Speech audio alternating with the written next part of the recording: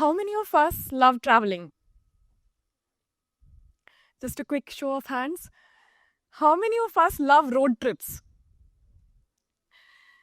And out of those who love road trips, I want you to think to yourself, is it really the road part of the trip that you love?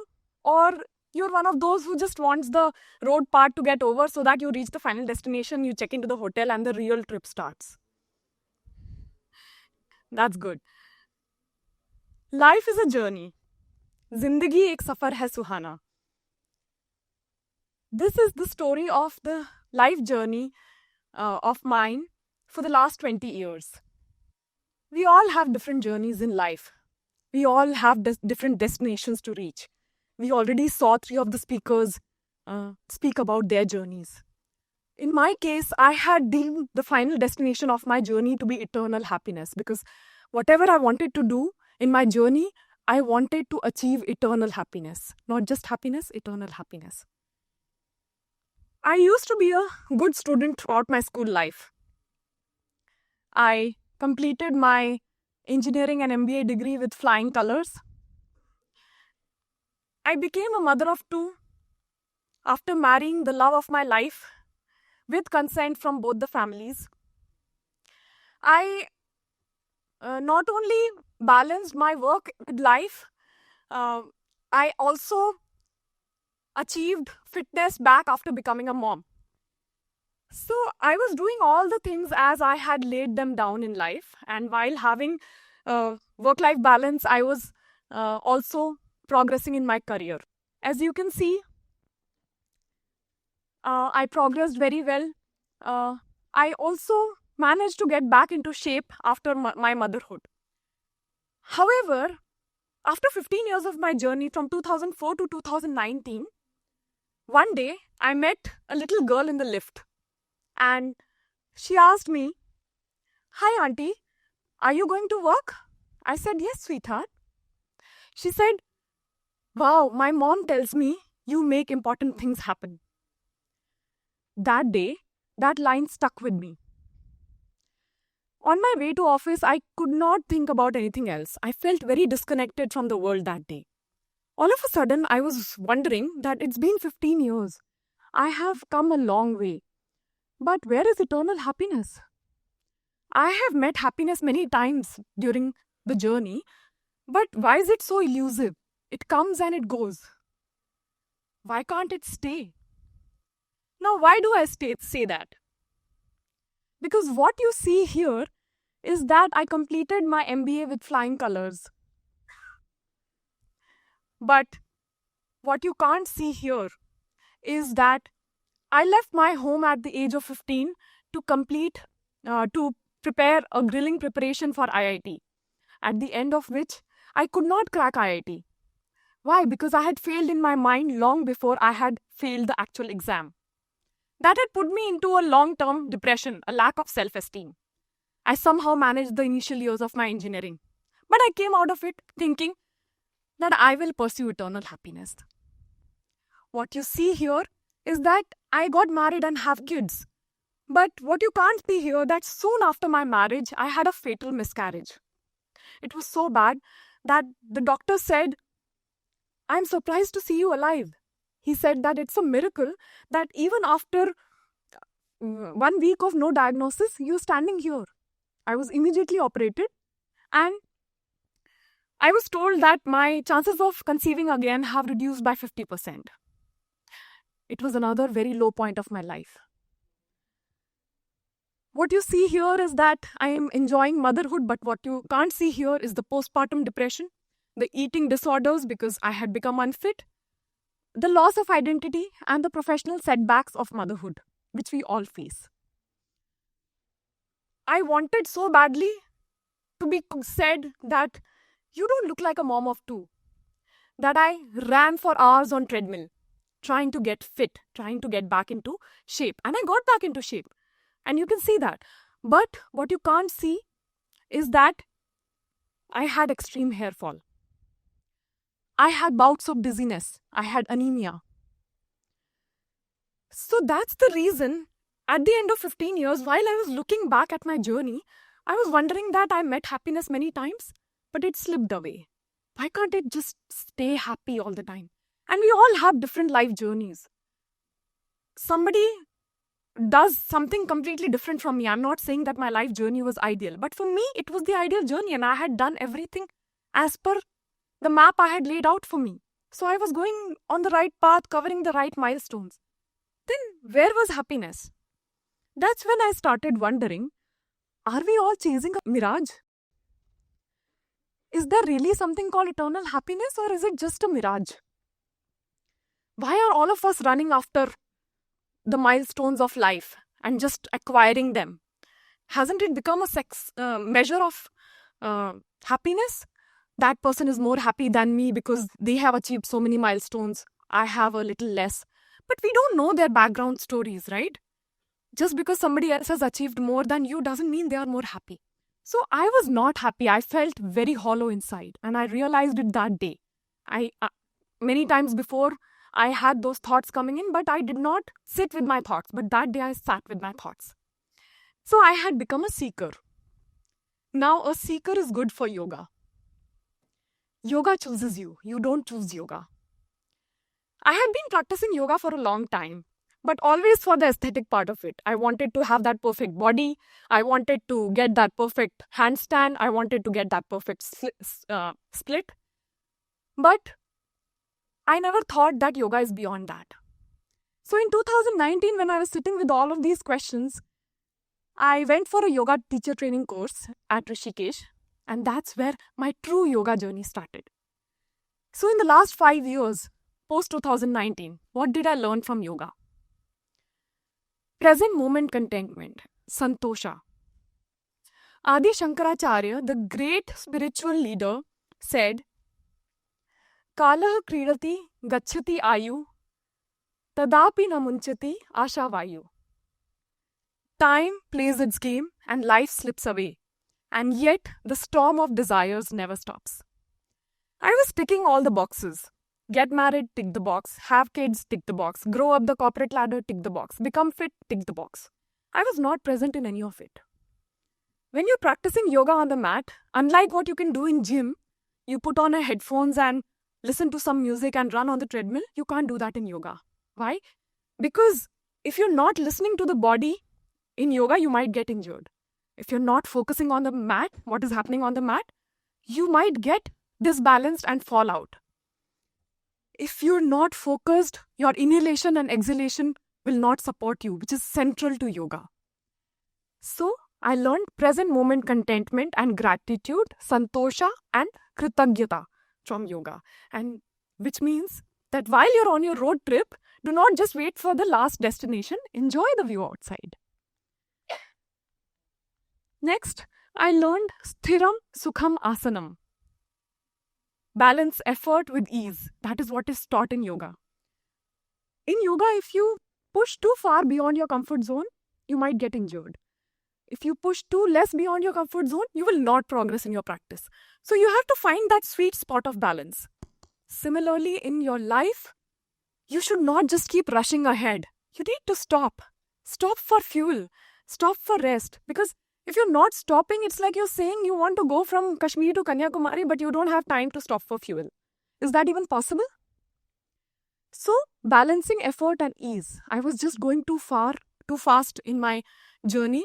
I remember once when I got promoted and everybody was celebrating and congratulating me, I was already planning my next promotion. I was not in the moment. Didn't want to stop for fuel. I just wanted to keep running, keep rushing, chasing happiness. Now, most people who learn yoga are not able to go beyond the asana part. But those who do get the answers to their questions about life. Dharayati iti dharmaha.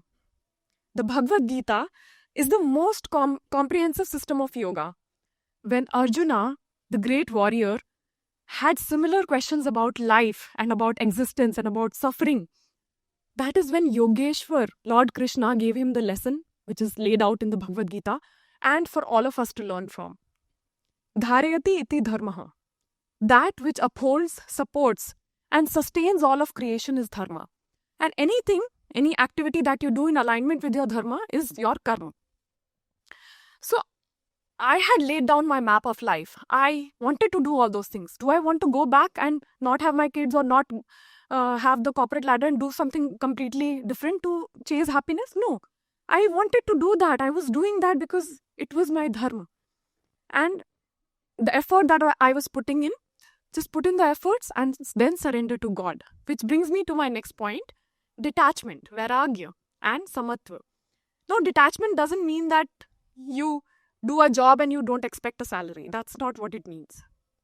What it means is, if one day your manager gives you a positive feedback while passing, you get so motivated that you put in double the effort. But the next day when he gives you a bad feedback, you get completely demotivated and you do not feel like working at all. No. Your efforts should be consistent, irrespective of the results that you get for your effort. Just like a mother does for a child. She does not wait for the child to acknowledge her love, right? The child will not know until they are well into adulthood. So, learn detachment from a mother. And equanimity. Samatvam yoga uchyate. Yoga is balance. Yoga is equanimity. So, despite the ups and downs of life, remain equanimous. Your road trip will have uphill rides also, downhill rides also. It will have potholes also. It will have roadblocks and detours. Just enjoy the ride. You signed up for it. You wanted that road trip, right?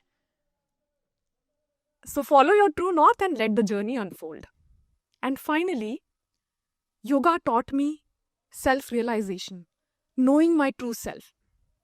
According to ancient yogic and Vedic philosophy, we are not this physical body. This is only, the skin and bones is only our gross body.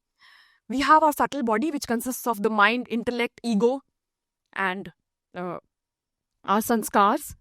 And then we have a soul, which is the Atman, which is our true self, the real I. How do you know the real I? Through practices such as meditation. How do you recognize your true self? Your true self is like the bottom of a lake. Your mind is the water, and the ripples on the water's surface are your thoughts. When you still your mind, when the thoughts are stilled, that's when the water becomes clear and your true self shines through. Your true self is what you experience when you look at a beautiful sunrise or when you look at into the eyes of your favorite pet. It is the gap between your thoughts. And the true self is always in bliss. Atmanyev atmana tushtaha. The soul is happy within itself. It does not need any milestones to be covered to find happiness. The soul is always in bliss, and bliss is beyond any pleasure and pain. Bliss is bigger than happiness, and your basic nature is always being happy. So with all these learnings, when the next 5 years of my life unfolded, again, with all the highlights of my life, which you can see in the social media or in my resume, you can see that I opened my multiple social media pages. I became a content creator. I started my TV show, and then I did my the International Day of Yoga with PM Modi, Honorable Prime Minister. But what you can't see again is I had the same roadblocks, because it's a journey, it's the same journey, right? It still has those roadblocks. First of all, COVID came. All of us faced that. The juggle became so fast. Both my kids were really small. I had a new job, a new role. Lot of mounting responsibilities. The entire family was at home. But this time, I was not hassled. I was grateful to have this life. I knew that there will be many people who would want to be in my place. And so even while feeding my kid and being on a call, and at that same time the courier wala rings the bell, I was not getting hassled. I was just smiling. Thank God for this life. In 2021, my anterior cruciate ligament tore apart while I was playing with my kids. Not only did that mean that I was not going to be able to create content as a fitness content creator for many months to come, I had also joined another new job and into a leadership role just 3 months ago. So that was again going to be a professional setback in my life. But this time, again, I did not get hassled. I knew that there are going to be roadblocks and there are going to be detours in my path. But maybe the detour wants me to learn something new. So that day, when that happened, I knew that if I'm not able to do anything physically, maybe God wants me to go within spiritually. So I started reading multiple spiritual books and find out more about yoga, and my meditation practice also deepened, which helped me, and probably because of which I am standing here today being able to speak something. In 2024, I and my husband had some loss of loved ones in our family, but this time I knew that the true self never dies. Only the physical body dies. The true self lives on forever. So these were the last 5 years of my life with yoga as the compass. Earlier, I was driving a shiny car on my road trip, but I did not have the manual or the understanding how to operate it. But when yoga came into my life, it became my compass, it became my map, it became my manual of life. And I was able to navigate all the things that came in during my journey. All of our journeys are different and very, very unique, but the same compass can show us all our true path, true norths, no matter which field we are all in. Happiness is not a destination. It is a state of being. It's in the present moment. And the true self is always in happiness. It is always okay to stop for rest and refill. It is always okay to stop your car, take some pictures, refuel, and then go again. Do not chase milestones after milestones. Life's path is never going to be linear. It will always have forks in the road where you'll have to take decision whether to go left or to go right. It will always have potholes from which you'll have to push your car to move ahead. It will have downhill rides and much more.